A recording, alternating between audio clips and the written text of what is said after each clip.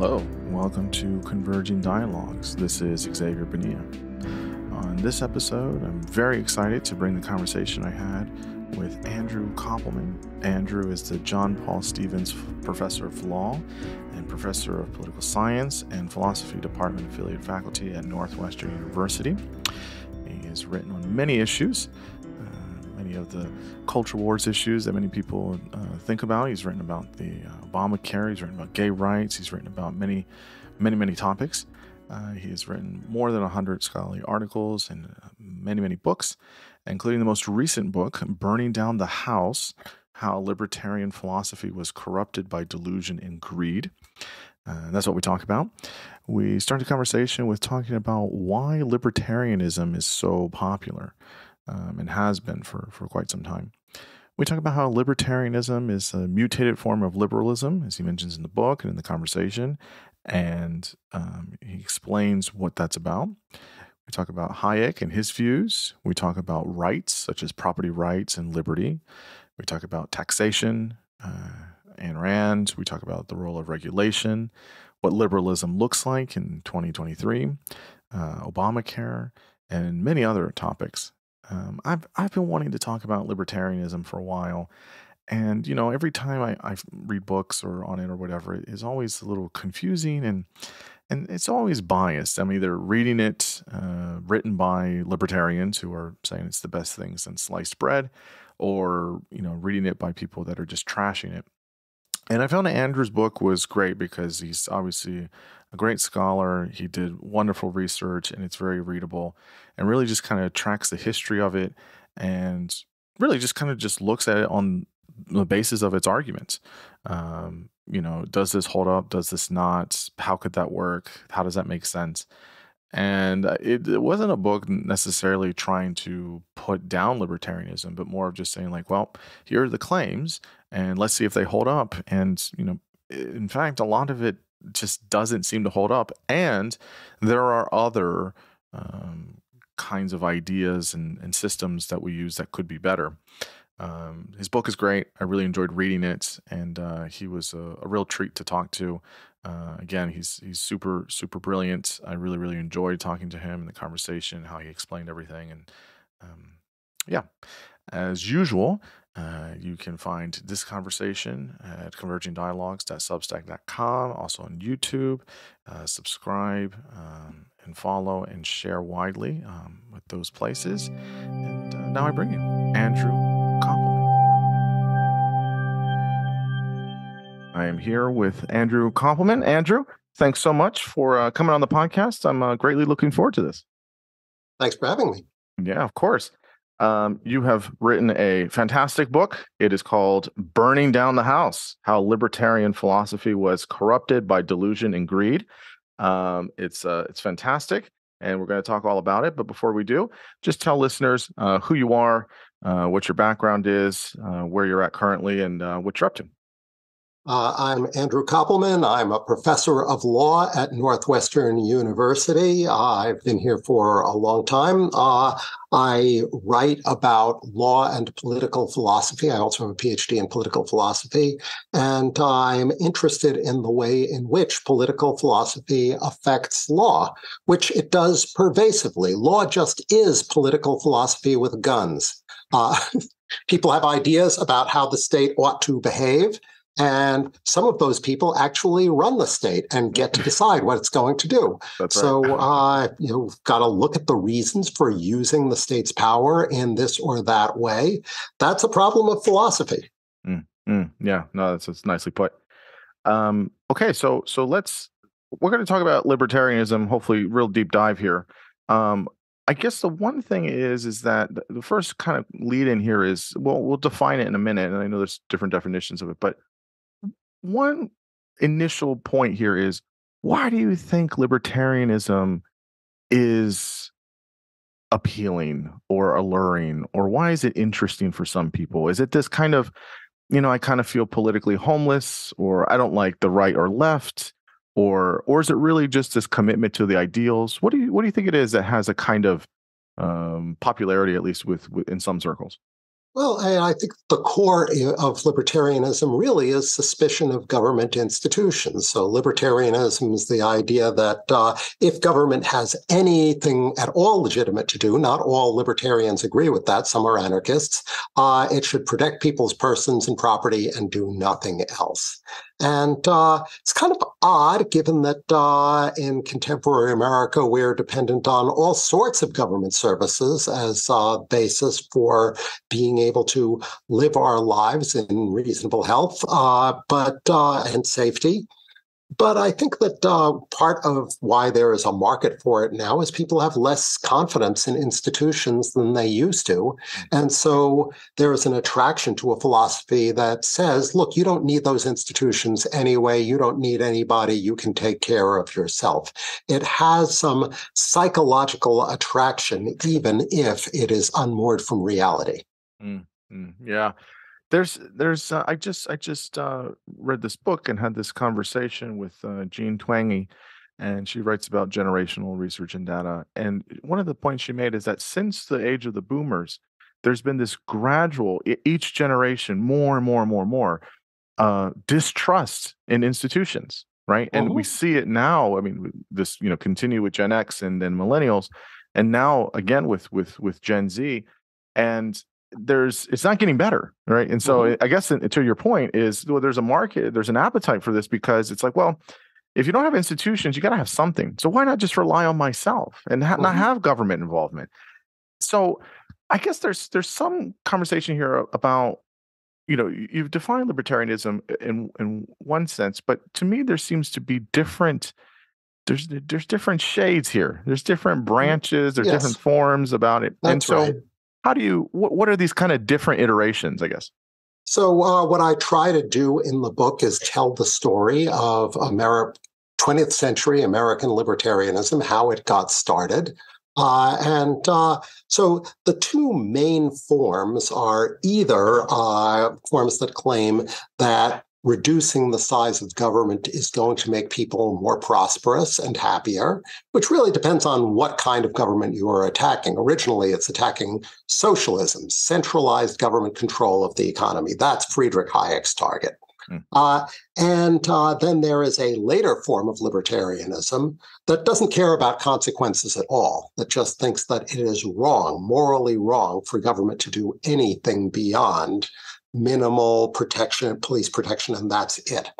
So what I try to do in the book is look at the main arguments that have pushed people in both of those directions, so that you can read the book and learn what those arguments are. And I do philosophy. Having learned the arguments, I can see what's wrong with them. So the book tries to explain to you what's wrong with them. Part of the reason why I wrote the book is that I wrote an earlier book about the Obamacare litigation, which was really driven by a group of libertarian law professors who were trying to read their ideals into the Constitution. And so in the course of trying to understand them, I tried to educate myself about libertarianism. And I found that there was no good critical book out there that sort of gives you an overview of what is libertarianism, where did it come from, what are the arguments? Because at the core, libertarianism is a philosophical position. It's a philosophical set of philosophical arguments. What are those arguments, and are they any good? So I wrote the book because I think there's a real need for that kind of book. If there is a poppycock that is widely believed, then it is important to try to chase this poppycock with the truth and disseminate the truth. In the same way that, there are still people out there who actually believe that vaccines cause autism, a scientific claim that's completely exploded and false. And so all that you can do is chase after it and say, no, here's the science. So really the same thing with bad political philosophy. If people believe arguments that are no good, then you try to explain to them why the arguments are no good. Yeah, no, I fully agree. And I think that's one of the reasons why I really enjoyed your book, because it really is centered on that. One point here is that you say libertarianism is a kind of mutated form of liberalism, which was interesting. And once you explain it, it kind of makes sense. But maybe just kind of say something about that, about how there's a connection there, but it's just all chopped up and kind of mangled of sorts. So we start with the idea of liberalism. Liberalism is the idea that everybody's plans for their lives matter. Everybody ought to be able to control their own lives. Everybody ought to be the master of the direction of their own lives, get to decide for themselves what kind of life they're going to live. And other people have an obligation to respect each individual's plans for their own lives. That what we're aiming at in politics is the freedom of the individual. And that actually is a radical new idea in human history. For most of history, people were there to be slaves of the king or to advance the true religion or aiming at the dominance of the master race. Or, you look at the way that Vladimir Putin is conducting his war in Russia. He doesn't care at all about individual Russians. He's willing to sacrifice lives like they were of no value at all because he wants what he wants. Liberalism is opposed to that. Liberalism thinks everybody matters. What's distinctive about libertarianism is its strategy.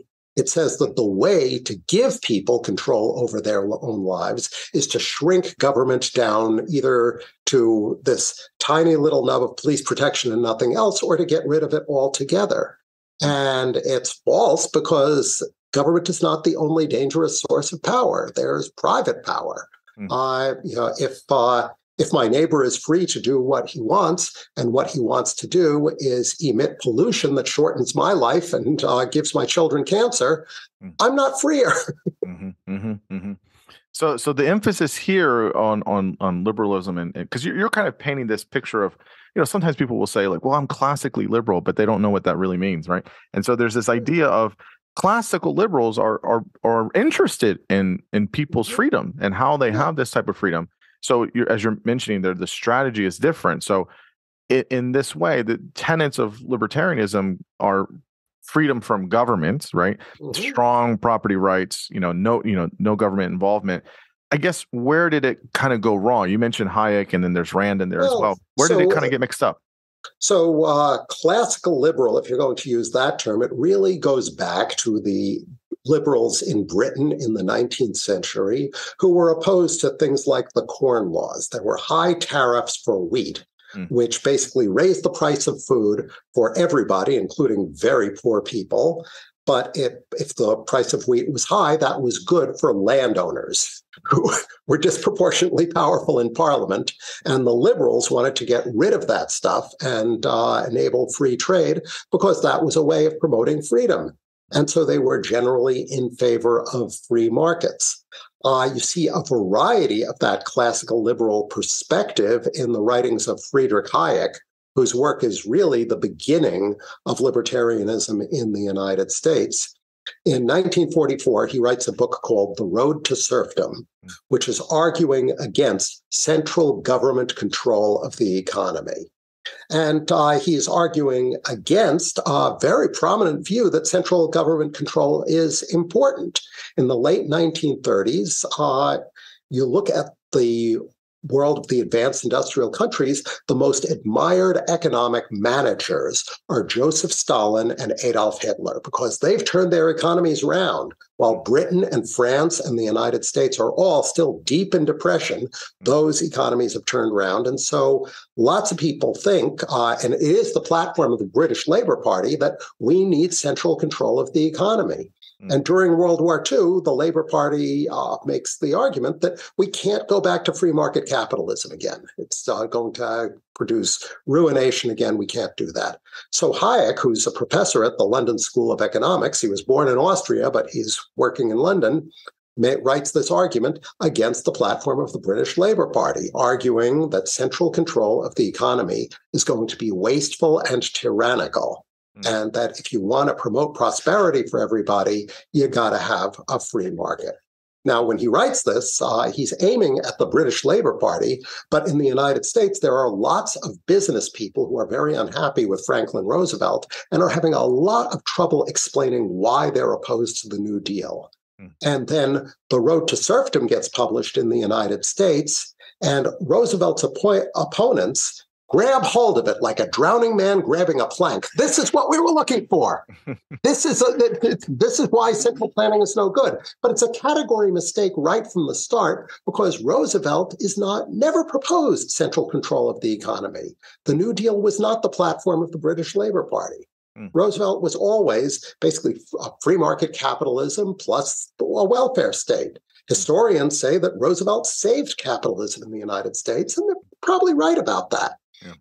So there's that mistake from the beginning. But if you read Hayek, lots of people libertarians like to cite Hayek without really reading him. He says, well, of course, there's no reason to think that markets distribute in a way that's at all fair.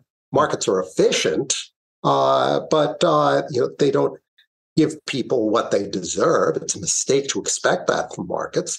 And there are sometimes market transactions hurt third parties, and you can't trust the market then either. Pollution is not a problem the markets can solve.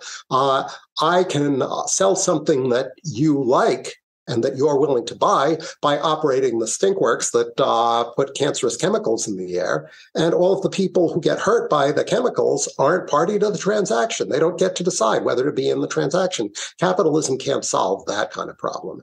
And Hayek was open to the possibility of regulation for that reason. And smart contemporary libertarians like Richard Epstein understand and appreciate that.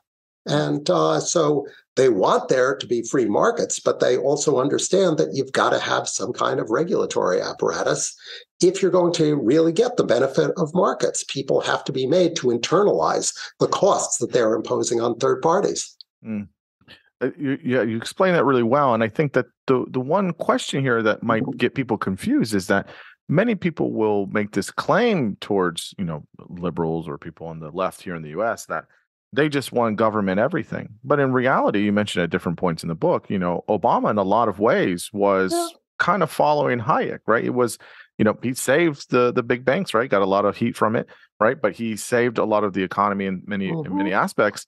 And even with Obamacare, which I'm sure we'll get to at some point later in the conversation, there wasn't just this full government running things. There's still having all of these different options.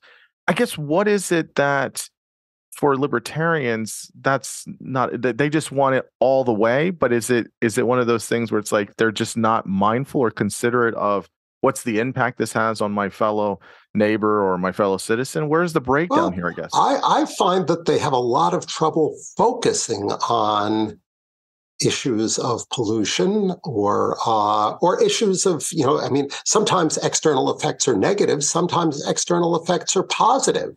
And life is better if there are roads and public parks and basic scientific research that you can't necessarily make money from, but it is very helpful to the folks who are trying to make money from science. So it's good to have an educated population. So it's good to have public schools, even for children whose parents are too poor to pay tuition. That's just good for the whole society. And those positive effects of government, which help promote the prosperity that capitalism delivers, are something that I find that when I talk to libertarians, they have trouble focusing on. Sometimes they claim that if you leave all of this to the market, it will be better. But and there are places where it's clear that market competition is a good thing. It probably is a good thing that instead of government having its own institutions to supply food for poor people, we just have food stamps. You go to the supermarket and you buy the same food that everybody else is buying, and we'll subsidize your food. But the market is not going to deliver those people any food at all. In order to have something in the market, you have to buy it. And there are losers in the market, people who don't have anything worth selling. They are lacking in skills. They might be sick. They might be young. They might be old and frail with no savings. And the market is not going to take care of them. Yeah.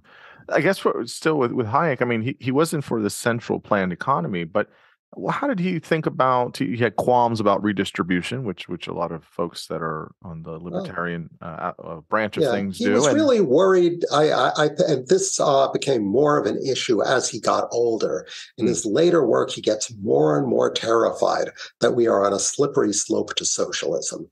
Mm, And so he thinks that any redistribution at all is sending us down that road. mm, And now that's a judgment. Is it the case that things are going to stop here or not?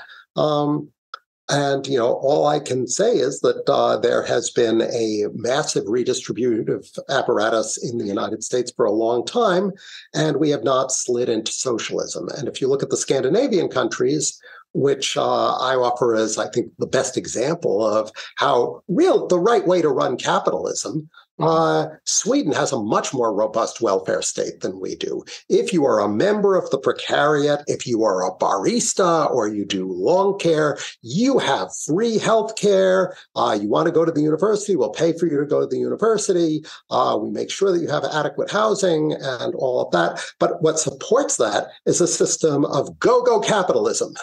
There are more billionaires per capita in Sweden than there are in the United States. So capitalism and a robust welfare state aren't inconsistent with one another. I've seen it done. Sometimes the arguments you hear against that is like, well, they only have like 5 million people in Sweden or 7 million or whatever it is. And it's like, so maybe it's easier to manage because there's less people. And the United States is very diverse and there's 330 million of us. There's more people, but that means that there's more wealth. Right. And the fundamental difference is that in the United States, the wealth has pooled at the top, which largely on account of the enormous opportunities that capitalism creates. We now have worldwide markets. And so there are opportunities to become fabulously rich that were not there before. And that's great. Most of the billionaires in the United States got to be billionaires because they figured out how to produce something that huge numbers of people want. And that's good. But there's nothing sacrosanct about the distribution that a market produces. This is something that Hayek actually is very good about because Hayek is worried that if you expect a market to give people what they deserve, then you're going to look at how markets actually operate, you're going to get disappointed, and you're going to become a socialist. So Hayek wants you to understand it's the wrong thing to ask of a market, that it give people what they deserve. Because what people deserve is backward looking. We look at what you've done in the past and we reward you for good things you've done in the past. Markets are forward looking. Markets are about, you are going to have an income based on the way in which you now can make yourself useful to other people. So I can work for years to come up with, say, a new drug that is a great treatment for some awful disease. I work for years. I come up with the new drug. It mostly works, but it has an unpleasant side effect. And then my bad luck, somebody stumbles across another drug for the same disease that works better and has no side effects. And I'm out of business. Even though I'm a wonderful person and I've worked like a saint, I'm out of business. And I should be out of business because it's a waste of resources to produce my drug. There's something better. And that kind of thing happens all the time in markets. It's one of the good things about markets, that there is constant innovation, constant advancement. But it means that there is instability, that people just can't count on things staying the way they are. Yeah, I think it's obviously things aren't static and things are always moving. As you're saying, moving forward, they're moving. Humans need some stability in their lives. Again, the nice, if you're in Sweden and your job suddenly becomes obsolete, you're not going to become homeless and you're not going to starve. What did Hayek kind of say, or what was he worried or concerned about, I guess, with potential inequality? So obviously he was very worried about socialism, but what about inequality, especially wealth or income inequality? Didn't bother him at all. He thought that it was important for there to be a bare social minimum that kept people from starving, because markets don't give people what they deserve. But he was terrified of anything beyond a bare social minimum because he put us on the he was afraid that it would put us on the slippery slope to socialism. In these respects, I'm sorry to say, while I admire Hayek in a lot of ways, with respect to the slippery slope argument, he was a crank, and he got crankier and crankier later in his career. Yeah, I mean, I don't know if I fully agree with him either, so I'm with you on that. But maybe at the time, I guess you could see some worries about it. But So let's talk about rights. Yeah. You mentioned this in the book, and I thought it was interesting. This is I haven't flushed out my thoughts on this, so I'm curious to see what you think about this. But how do people, I guess, have a right to work and to own what is theirs, right? Where does liberty fit into this? Libertarians like talking about liberty, but what are those things about rights? Could you talk about this a little bit? Well, the argument, the simple libertarian argument is, I work and I get paid, and here is my paycheck. And how dare the government take any taxes out of my paycheck? It's mine. Where do they get the right to take the money out of my paycheck? Mm-hmm. Now, this is already foolish, because unless something comes out of my paycheck to at least pay for the police, I am not going to keep my paycheck for very long. Somebody with a gun is going to come and take my pay away. So, I've got good reason to want government at least to protect my property. But there are broader reasons why you would want. Well, at that point, we get into questions of, why are there property rights to begin with? Because property rights aren't just relations between persons and property. Property rights are relations between people. If I own something, then that means that everybody else in the universe has an obligation to keep their hands off of it because it's mine. Mm-hmm. So then we get into questions about what people are entitled to expect from one another, what rights people have against other people. And rights have to be something that everyone's got a reason to respect. So a version of property rights that no one could possibly agree to, that some libertarians advocate, is, let us suppose that there is a drought and I have the only reservoir in the county, and there's just no other water around. And I'll say that I think that the water on my property is a sacred shrine. Nobody should touch it. That means that all of my neighbors have an obligation to die of thirst and to watch their children die of thirst, because it's mine and it would be wrong for them to take it. Well, nobody could possibly agree to that scheme of property rights. It doesn't make sense to say that people have an obligation to die so that other people can keep their property. But actually, a version of this argument is still being made against Obamacare. When the Republicans were trying to repeal Obamacare during the Trump administration, and there's no doubt that Obamacare is saving some people's lives, the argument that was made by people like Rand Paul and Mark Meadows was, you can't do this because you're paying for it with other people's money. Right. And so you're just not allowed to it's morally wrong to redistribute in this way, which essentially means that people who we could keep alive with easily affordable medical care have an obligation to die for other people's property rights. It makes no sense to think about property rights that way. The reason why there are property rights is because they're necessary to respectful relations between people. That means you can't have a conception of property rights that some people couldn't possibly agree to because their basic needs and interests aren't given any respect. You've got to think about property rights a different way. And you already see this in the philosopher who libertarians most admire, John Locke, who wrote the basic philosophy of property that libertarians hang on to, books that he wrote in the 1680s. Mm-hmm. And Locke thought, in an argument that I think will be familiar to a lot of your listeners, that I get to keep what I've produced because I've mixed my labor with it, so it's mine. Mm-hmm. If you haven't mixed your labor with physical things in the world, well, go and do some work. This is mine. Mm. And that was Locke's basic argument. But the reason why people had an obligation to respect it is because it's, religious concerns come in here. Locke thinks that God wants us to stay alive, and creating safe places for people to work and keep what they've produced is more likely to preserve the human race. Mm.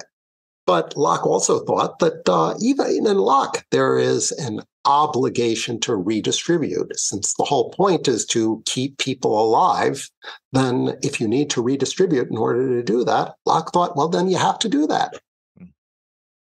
I'll come back to Locke, obviously, because you talk about him a good amount.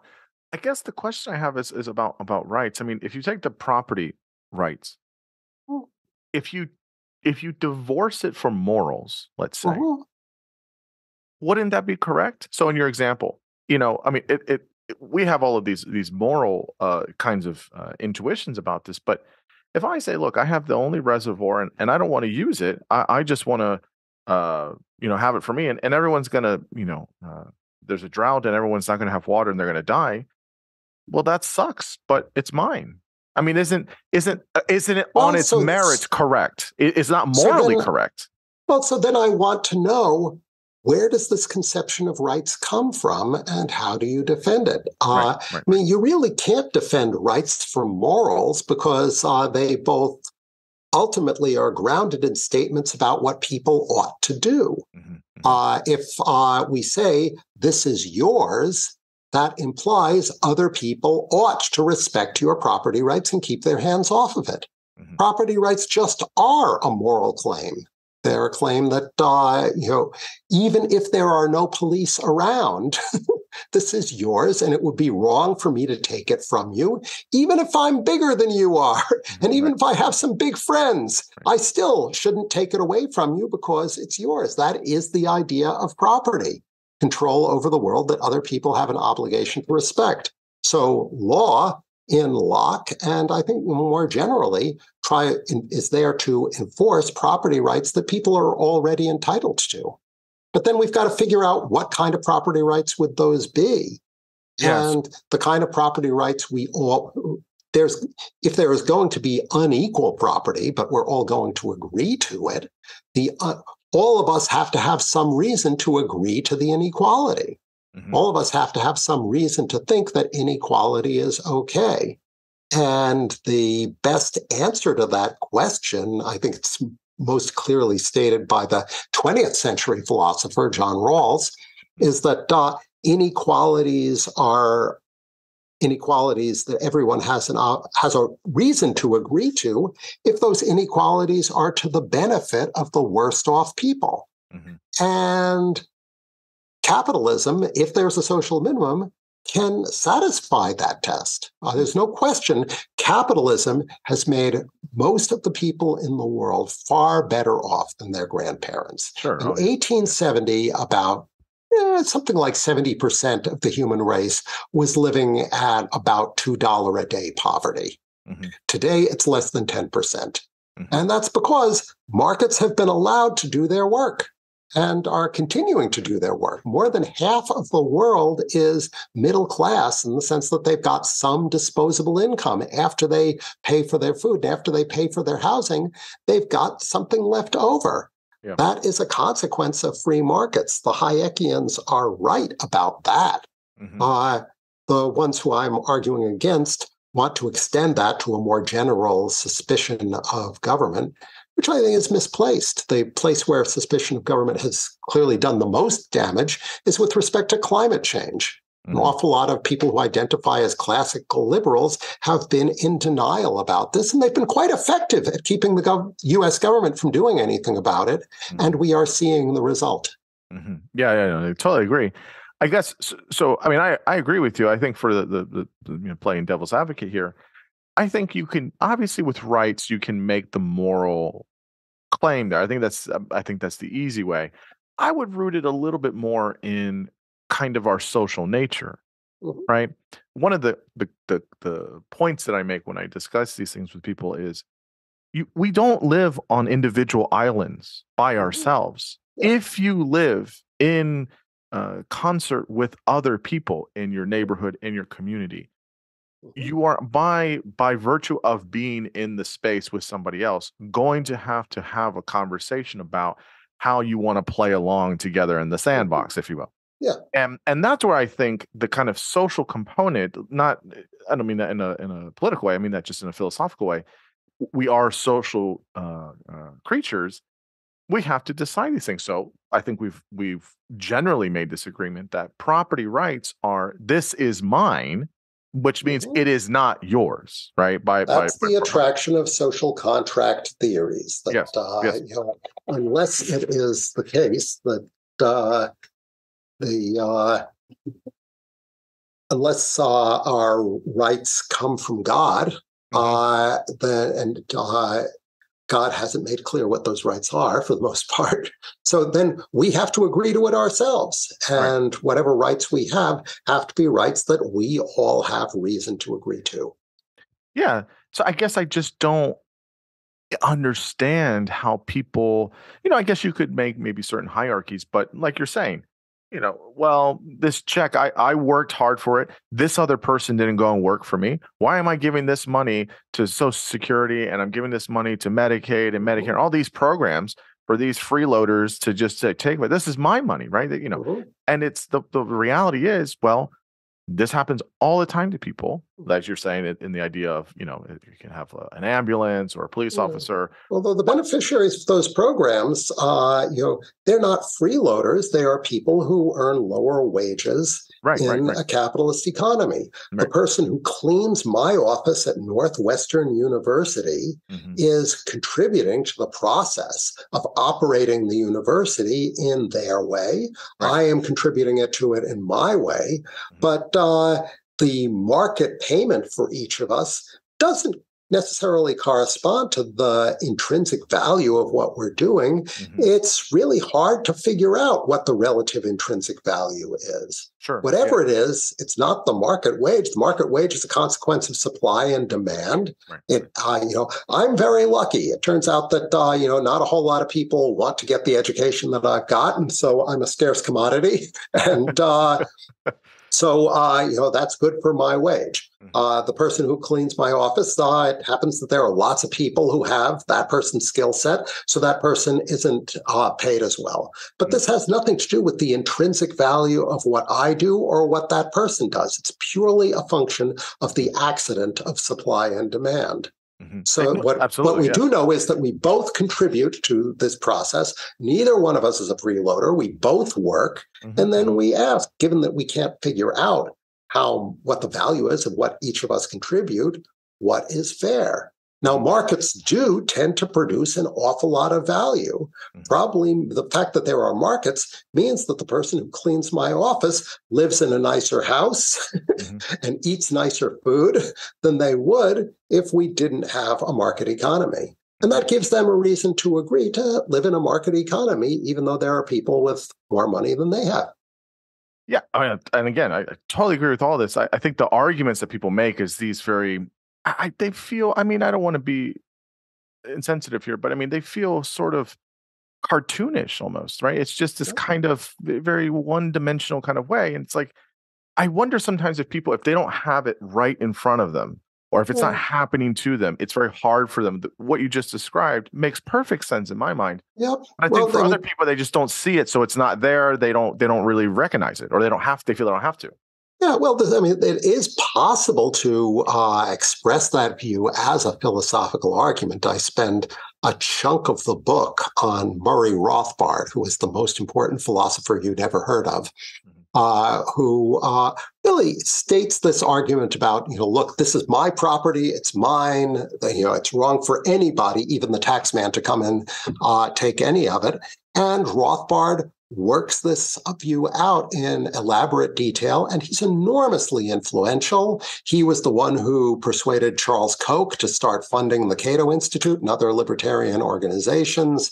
He persuaded the philosopher Robert Nozick to write Anarchy, State, and Utopia, the most influential libertarian book of political philosophy. He was a mentor to Randy Barnett, who brought the Obamacare challenge, and he was the leading intellectual of the early Libertarian Party. And if you look at the platform of the Libertarian Party today, it largely has Rothbard's views baked into its platform. And so what I do in the book is I sort of bring out what his arguments are, and I look at them, just bad philosophical arguments. They're arguments that shouldn't persuade anybody. And I get into the weeds of his argument, and I try to explain why. Yeah, no, I definitely want to come to that. I guess back to Locke for a minute. So the two principles are entitled to be rewarded for work and institution for property. Big for libertarianism. I guess what can we say? I guess between that people have this right for self-preservation, and where I guess this is the question: where does my personal rights, how does it collide with other people's personal rights? So they got their things, right? Each person in my neighborhood has their rights and I have mine. Where is the line between, well, that's too much here, or it's too less here, or we should be considerate for others, but less so? Is there enough variability here, or is there kind of like a standard, at least from a Lockean perspective, of what that looks like? Well, if you want to think in a social contract perspective, that's Locke's big innovation, to think about property as created by a social contract. We all agree that we're going to be better off if we protect people's property rights. And then we start thinking about, so what would a fair social contract look like? Right. What would a social contract look like if it weren't contaminated by morally irrelevant things like, well, I was born richer than you are, or I was born white? Things like that just have no moral weight at all. And so then I think we have to think about, well, what would we agree to if we didn't know any of those irrelevant things? It's more likely that a division is going to be fair if people don't know which bit they're going to get of the division. I mean, there's this old rule that if we've got to divide up a cake, have one person cut the cake and then have that person take the last piece after everyone takes their piece. That gives a reason why you could expect that the pieces are going to be roughly equal. And so the big idea of the philosopher John Rawls, who I talk about a fair bit in the book, and his modification of Locke is to say, well, if we're going to enter into a social contract, we should imagine ourselves in a position where we don't know any of these irrelevant things about ourselves, whether we're rich or poor, whether we're male or female, whether we're white or black, any of this stuff. And we ask, what would we agree to if we didn't know where we were going to end up in society? And if you come up with rules where there certainly are property rights, but there is going to be redistributive taxation, and there's going to be a fairly substantial state to make sure that the worst off people in the economy are as well off as they could possibly be. Because when you're drawing up the contract, you might be one of those people. Yeah. And so you want to insure yourself to make sure that if you end up being one of those people on the bottom, you still have a reason to endorse the system. You still got a reason to respect the property of people who have more than you do. Yeah, so tell us, I guess, about Rawls, about this government taxation. You'll hear these things that people say about, taxation is theft and all these, silly things of sorts. I mean, obviously, we can make an argument about how is there too much taxes? Is it too less taxes? But I think the fundamental issue here is that maybe I could be wrong on this, but libertarians don't want any of it. Let me keep all my money to myself. You don't tax me on anything. Well, that was Rothbard's idea. But in Rothbard's case, he needs to couple it with an astonishingly optimistic account of what anarchy looks like. Rothbard thinks, well, it's true that there are going to be some people who have a lot more guns than others, but they understand that in a free market economy, there's more wealth than if bandits come and take what you've got. And there are also gains from cooperation. So if there are multiple armed groups, those groups have an incentive to cooperate with each other. And so even without the state, we're going to be in the land of milk and honey. But this experiment has been done. There actually are places in the world where there are multiple centers of armed power. We call them warlords. They are not particularly good for business. And even, I guess, in civilized circumstances, if you want to know what would it look like if in those civilized circumstances there were multiple centers of armed power with gains from trade. Well, we ran this experiment as well through the 20th century. There was the Mafia Commission, organized criminals who had the potential to make enormous enormous amounts of money by selling illegal commodities, and they would make more money if there was peace with one another. However, it turns out that the history of the Mafia Commission in the 20th century is full of wars and assassinations. It would happen every 8 to 10 years because the equilibrium would get disrupted a little bit. Somebody would see an opportunity. That's the plot of The Godfather. This is not right. a recipe for peace and prosperity. So I guess what is it? I guess that again with Rothbard is that it seems there's this idea of non-aggression, but this idea that, look, if everyone's just, it feels like a kind of Pollyannish view of humanity. Like we're not going to eventually at some points make mistakes, that we're not going to fuck things up sometimes, and that we're going to maybe harm other people intentionally or otherwise. That's just humanity. How could you build a system in this purist form where it's well, everyone's just doing their own thing and everyone gets to keep their own thing and everyone just kind of leaves everybody alone? How is that actually, how did he envision it actually working? That doesn't seem feasible. I think it just goes back to a fantasy of self-sufficiency. And also, Rothbard just had a thing about the state. The fact that there was government just bothered him. There is a biography of him with a clever title. The biography is entitled "An Enemy of the State." It's perfect. Great Captures title. him very well. Great title. Great title. Yeah, I mean, it just seems really unrealistic. Okay, so let's talk about Ayn Rand. So, I mean, people love quoting Ayn Rand. Yep. Could you give us the kind of overview and your estimation of what's kind of your reading of her philosophy, and then where people have this kind of one-dimensional caricature almost of her philosophy, and they're not quite seeing it well? Well, I think that there are multiple Ayn Rands. The Ayn Rand of Atlas Shrugged, her last novel, which is the one that's most popular with libertarians, it's a story where there are a few bold entrepreneurial geniuses who are the source of all value.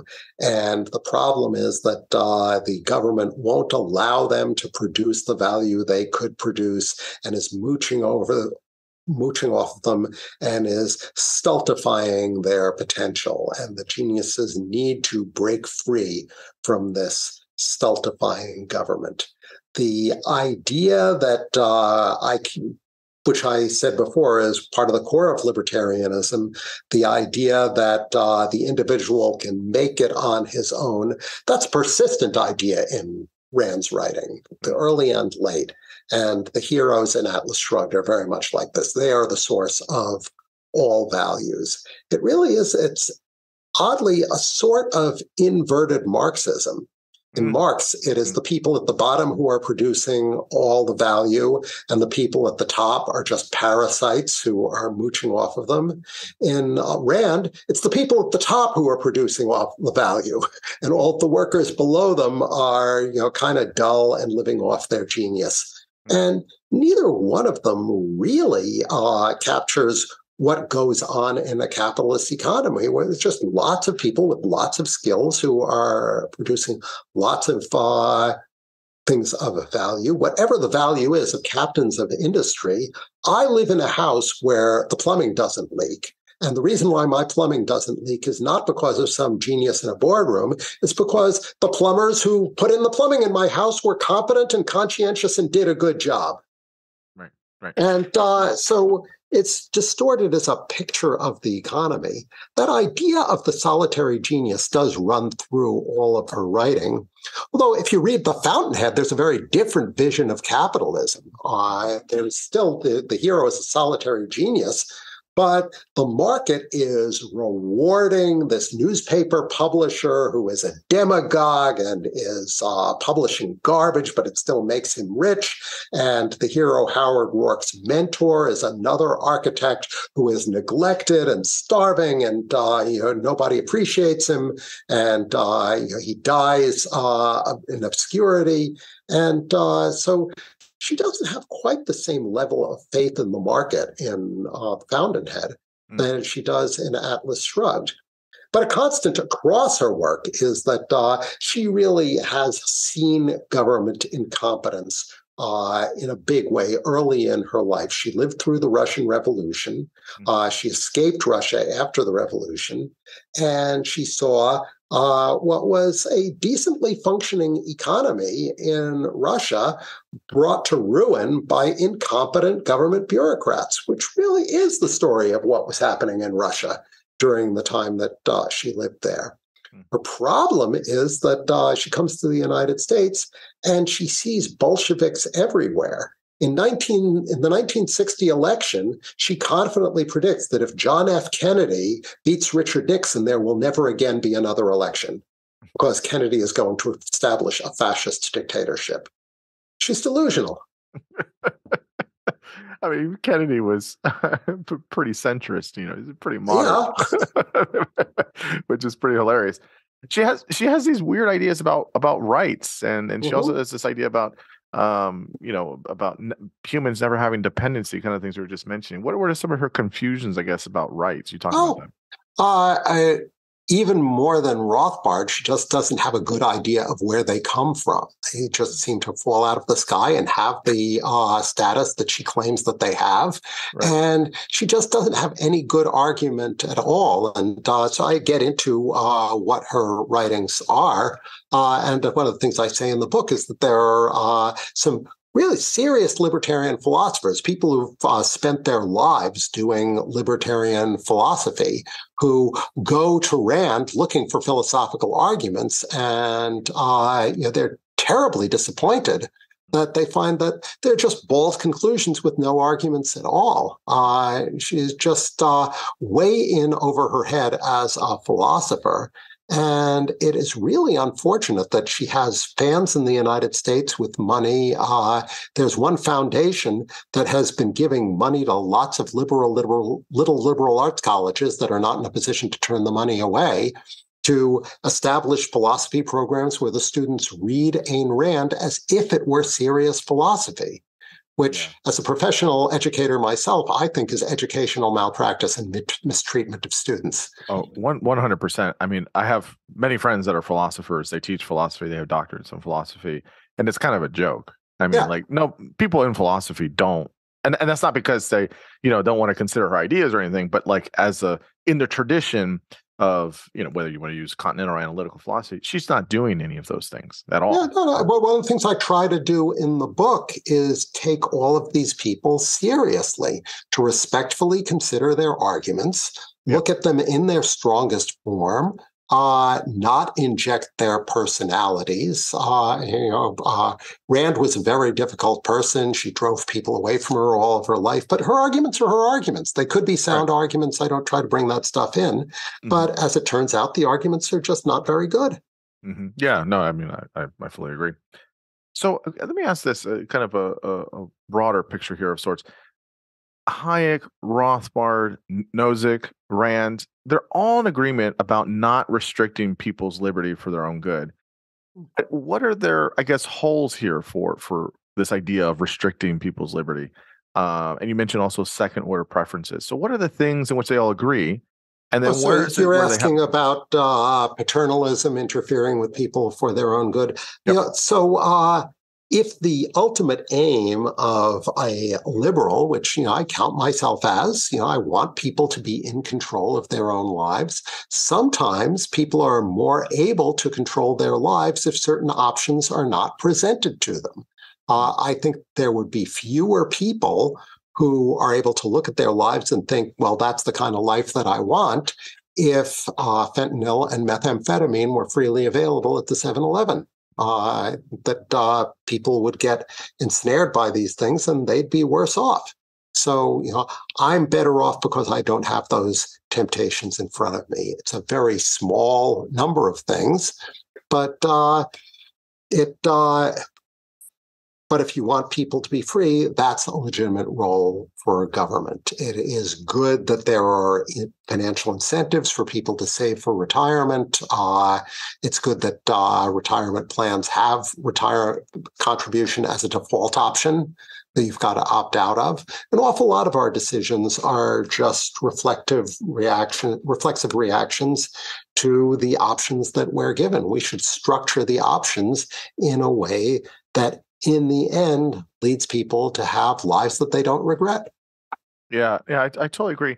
Is it kind of one of these things where it's like we know people are going to make mistakes. We know people aren't going to plan ahead. We know we all do it. Everyone that's honest with himself has had some version of that.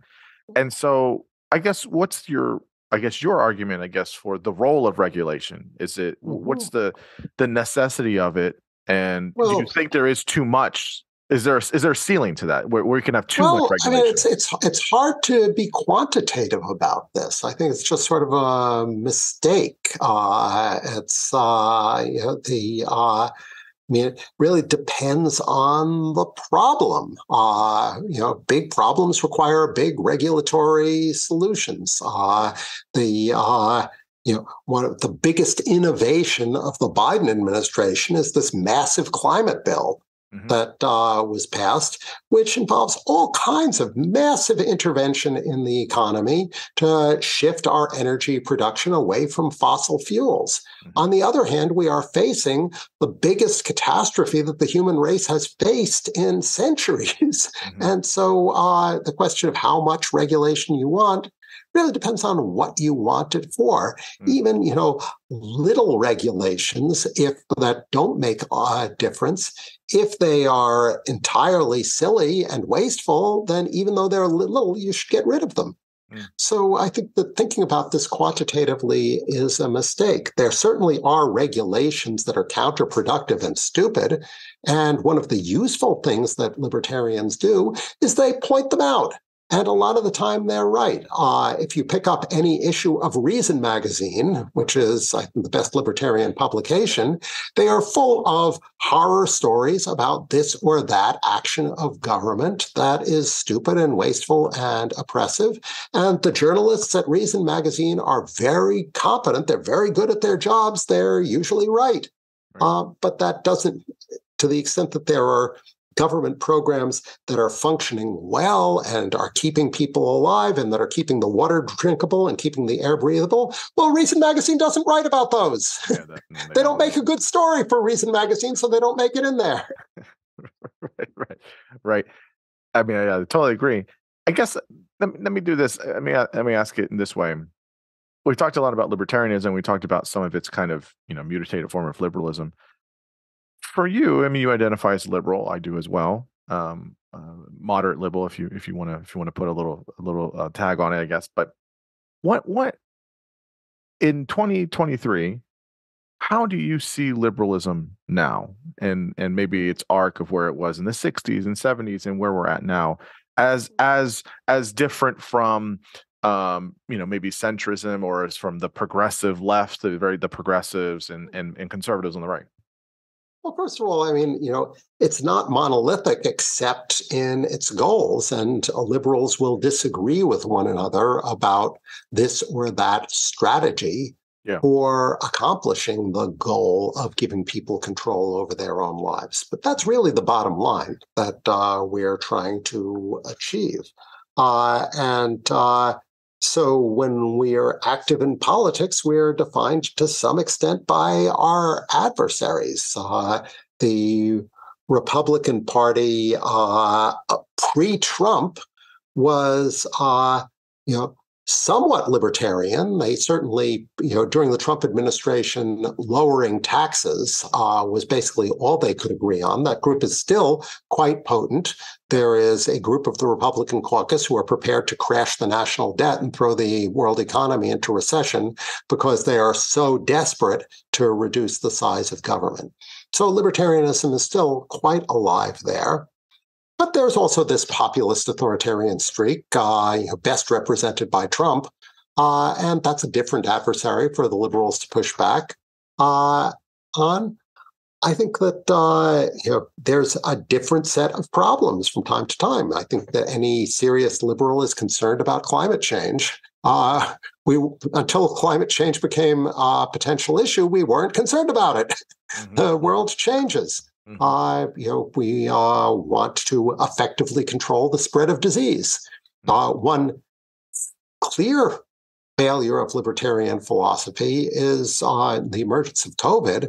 There's no possible way in which that vaccine or those vaccines would have come into existence unless government was willing to make enormous guarantees to the pharmaceutical companies that, look, whether the vaccine works or not, we're going to give you these enormous subsidies and we're going to prepay for large number of the vaccines as soon as you guys are able to come up with something that works.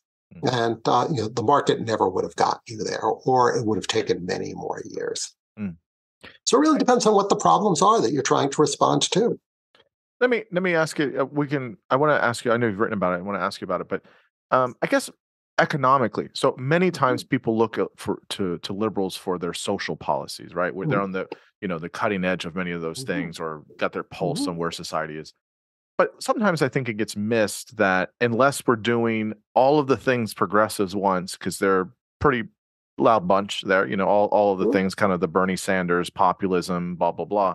But I guess from like a kind of just your standard liberal or your moderate liberal, if you will, what is their economic kind of philosophy look like? They believe in capitalism, they believe in free markets, but also a social net as well. What does that usually look like in your mind? So clearly we're concerned about the losers in the economy. Right now,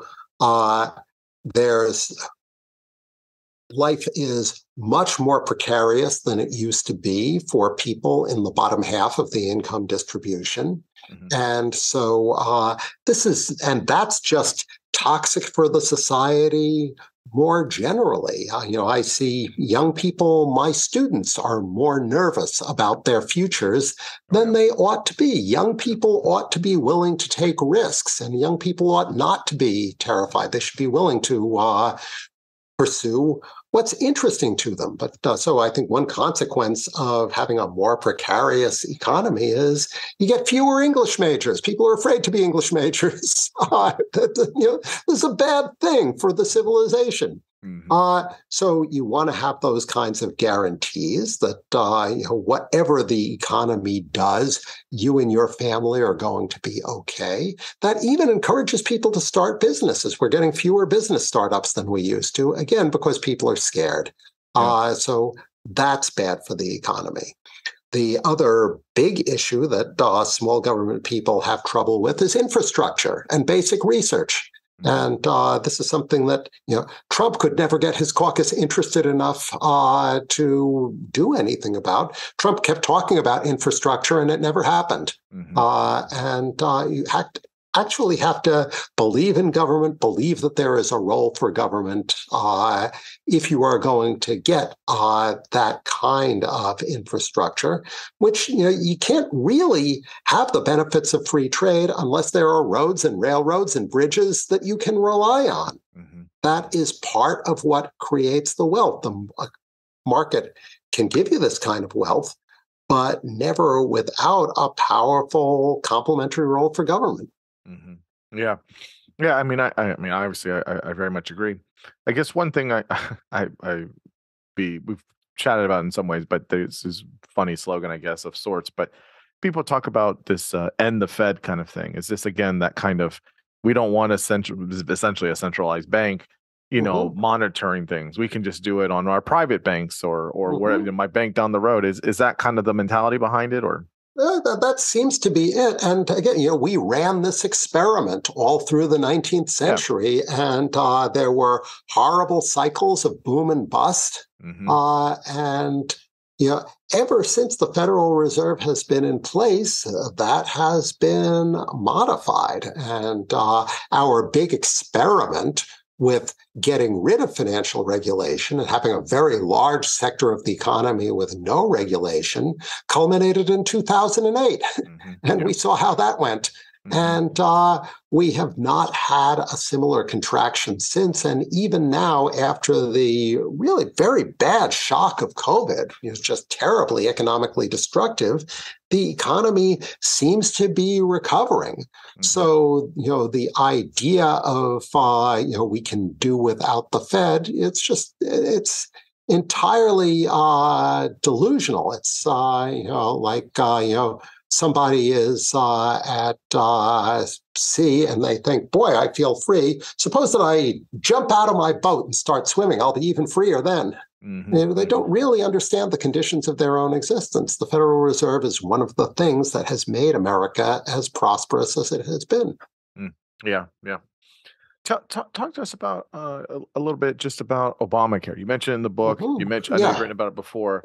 Early in the book and in the conversation, you said that Hayek and Obama aren't that far apart on some things. There's a lot. It turned out I had not known this. I wrote an earlier book about the Obamacare litigation, and I did not know the following fact when I wrote that book, that supporters of Obamacare like to say that the basic idea was come up with in the 1980s by the Heritage Foundation. It actually was come up with in 1960 by Friedrich Hayek. He has this book called The Constitution of Liberty, and he has some discussions of the welfare state there. And once again, he is thinking about Britain. He thinks that market competition is good. In Britain, there is a national health service. Doctors are on the government payroll. If you live in Britain, you get sick, you walk into a public national health service office, they treat you, nobody ever sends you a bill. It's like, in the United States, if you need the police because someone's trying to break into your back door, the police will come and they'll arrest the guy who's trying to break into your house and they won't send you a bill. This is just what they do. National health service is like that. Hayek thought, well, you are going to try to have any kind of cost controls for medicine. You got to have cost controls for medicine. You don't really need doctors on the government payroll. It would be much better if you gave people vouchers for them to buy private health insurance. Then the insurance companies could compete with one another on both quality and price. And that would be more efficient than having just one single central government-provided health service. Of course, you'd have to require everybody to have health insurance, and you'd have to have subsidies for the people who can't afford it. All this is what Hayek said in 1960. And what I just described is Obamacare. That's just what Obamacare is. It is subsidies for people who can't afford to buy health insurance, a requirement that everybody have insurance, a somewhat weak requirement, but most people find that they got to have it. Big subsidies for people who can't afford it. That's the basic scheme. This is the gold plan and the platinum or silver or whatever. Yeah, but you've got to have at least a minimal plan, and the minimal plan turns out that it'll take care of you if you get really sick. And there are subsidies for people who can't afford it. This is the thing that most troubled the Republicans, that this is just massive redistribution. And the plan that the House of Representatives passed under Trump that the Senate could not stomach was going to throw 20 million people off of health insurance in order to provide massive tax cuts for the rich, because they thought that's fair. It's the rich people's money. If other people can't afford to pay for their health insurance, that's their tough luck. So is this also Hayek's plan that you're talking about was also part of the Romney plan when he was governor of Massachusetts as well? Is it kind of a similar philosophy? What Romney did in Massachusetts was basically the same plan that Obamacare just is Romney's plan made bigger. We provide help. We provide subsidies to people who can't afford to pay for it. We require everybody to have insurance. We require the insurers to cover everybody, even if they've been sick. But Massachusetts was in a pretty fortunate position. Massachusetts had an unusually small uninsured population. Massachusetts was an unusually rich state. And Romney actually formed a partnership with the senator from Massachusetts, Ted Kennedy, to provide federal subsidies to support his plan.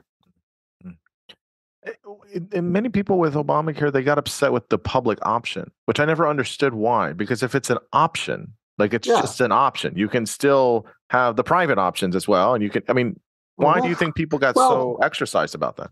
I understand why the insurance companies got exercised about it, because the idea was that if, in addition to the competing insurance companies, there was a public option, that the publicly financed option might be better and cheaper than the private insurance company's option, and that would crowd out private insurance. And if you are a private insurance company, you're going to hate that. And that was enough because Obama needed the support of the insurance companies. They were able to get that taken out. Why anyone who was not an insurance company would be upset about that? I suppose, Hayek would worry about it because Hayek would worry that the public option would be unrealistically low priced because it would have public subsidies. And so even though market competition is good, it would drive out the private insurance companies and then we'd end up with something inefficient. Mm-hmm. That's the strongest argument against a public option, but it's based on a prediction that the public option is going to be able to have unrealistically low prices because it gets a subsidy. It might or it might not. Yeah.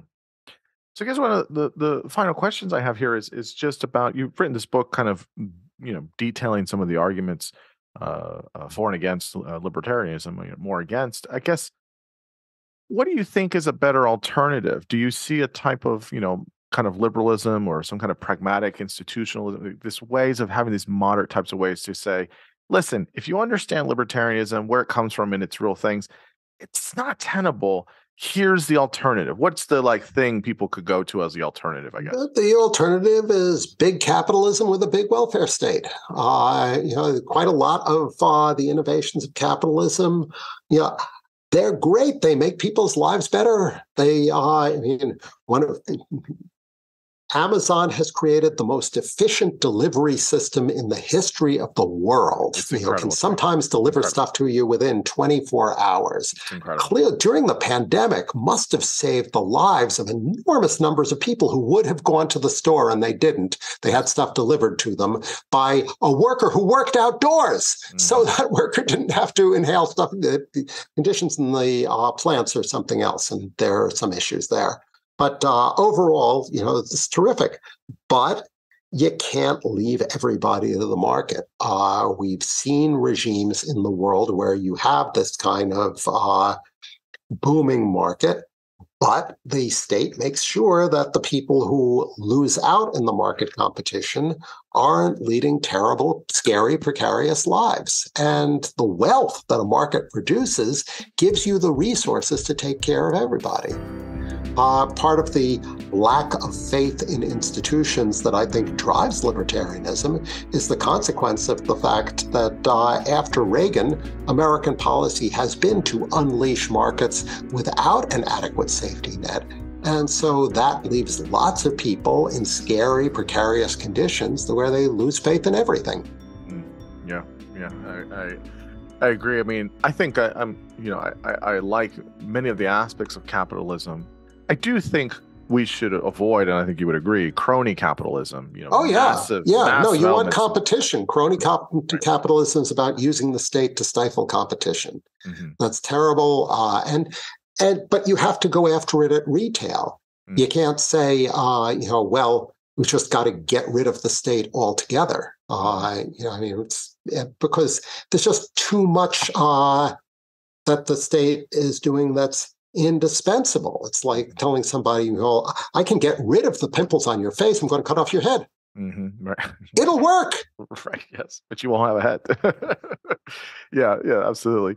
So I guess the last question here is what is it that people that read your book, what are the, one or two things that you want them to kind of take away from and be like, yes, that's what I was trying to say. You got my main message or my main two messages. What would those be for you?